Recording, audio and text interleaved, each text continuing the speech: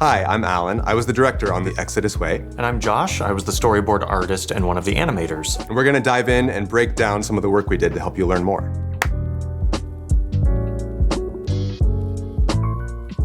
So one of the main themes of this video is the pattern of the Exodus Way and how it breaks out into 3 different parts: the way out, the way through, and the way in. And as we kind of conceptualized how we wanted to make that part of the visual story, we leaned into this idea of a board game. So here we have the 3 different parts realized in different styles. You've got this path that goes through. This trap helps communicate the idea of slavery and the way out.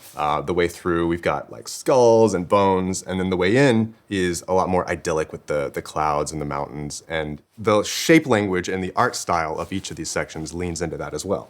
Yeah, we have these harsh red square spaces which represent rigidity and stubbornness and something man-made. And then as they travel out of slavery, we have these more rocky, kind of jagged path shapes represent this feeling of uncertainty of what's going to happen next. And then as we travel through the wilderness, we get to the way into the promised land with these organic, soft circle shapes, which represent this idea of safety and security as they enter the promised land.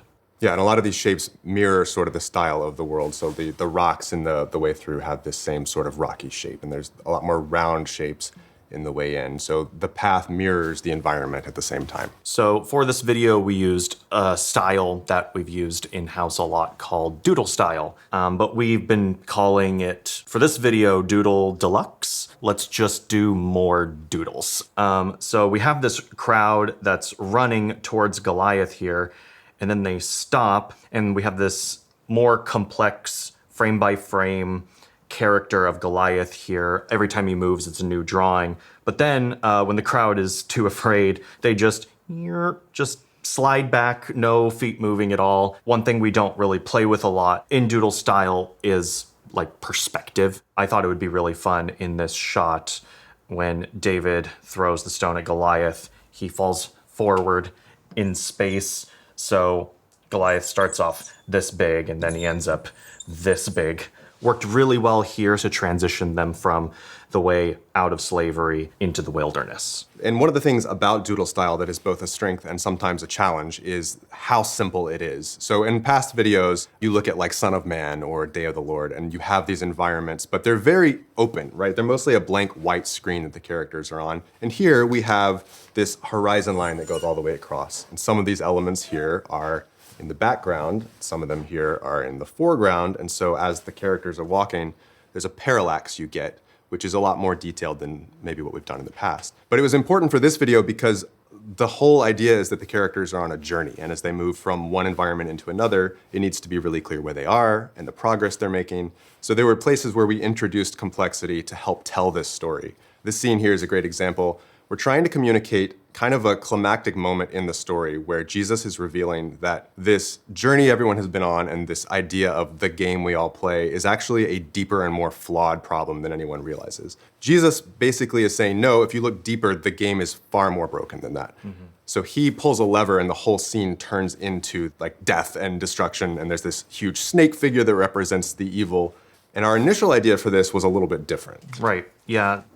The path actually turned into a snake like that, and the crowd was here to kind of imply that the whole game is rigged. Even the ground they stand on is being controlled. Yeah. But the kind of imagery was maybe a little confusing. Yeah, we even had like the snake was made up of tiles, Right. like the path became sort of this evil they were facing, which we realized was not really the right message here. What we wanted to communicate was that there was this deeper evil that was almost infecting the game. So we reversed that, and instead the snake comes up, and then the whole world responds to that, and kind of Jesus is just like, there you go, that's what we're facing. Yep, and what really helps that kind of overwhelming feeling is all of these coils going around, surrounding them, and then you just set the whole scene on fire, and it just makes it a lot more dangerous. Yeah, and we, one of our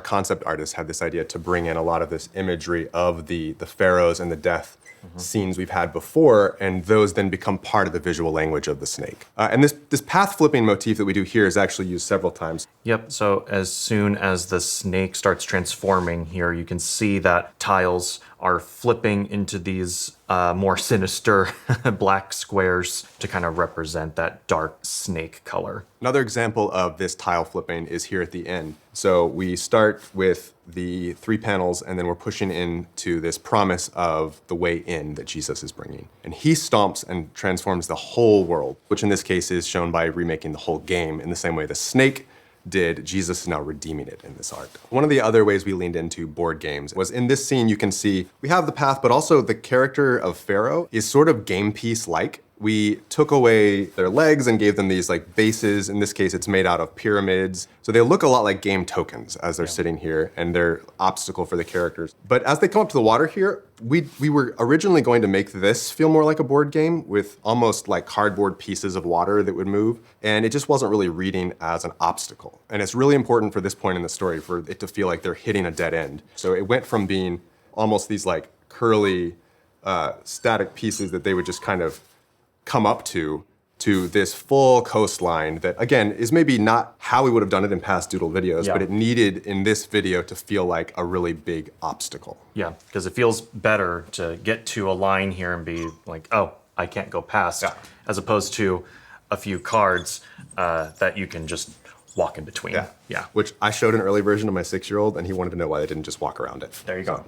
Yep. So this moment here where Jesus is basically facing death and he surrenders himself to it. Josh, I think you actually had this idea. The cool way we kind of do multiple things with the art here. So you have Jesus standing here with his arms out, and then as the water comes down, that sort of turns into this cross shape. But then that kind of keeps changing into this arrow shape that is tied back to the board game. And when I was showing this to my 6-year-old, he had a moment where he was watching and he went, oh, it's an arrow. And he totally got it. So to me, that was success. This moment is also where I think we had to struggle a lot with how complex to make Doodle Deluxe and how much to keep it simple. We have the fluid dynamics of water, and we have some of the more symbolic things happening, and it needs to flow together. So we kind of did a few things here. You worked on this part.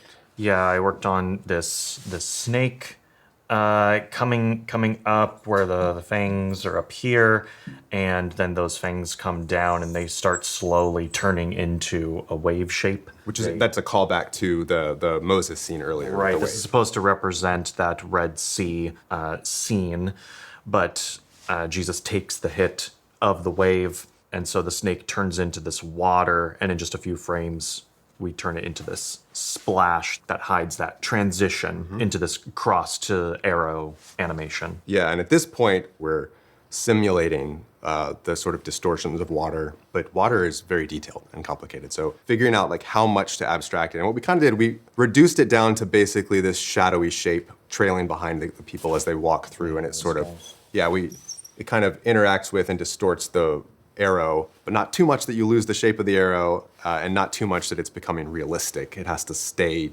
doodly, so it was a tricky balance to find. So this is just an example of how much time and effort can go into a scene that looks simple, but our mission is to show the Bible as a unified story that leads to Jesus. So these moments about Jesus in the story are really important. So we take the time to really develop it so that it tells that story well. Our hope as you watch a video like The Exodus Way is once you see this pattern of the way out, the way through, and the way in, you start to see that as a pattern that runs throughout the whole Bible. Thank you guys for watching, and we hope you learned a little bit more about The Exodus Way. Thanks everyone, we'll see you next time.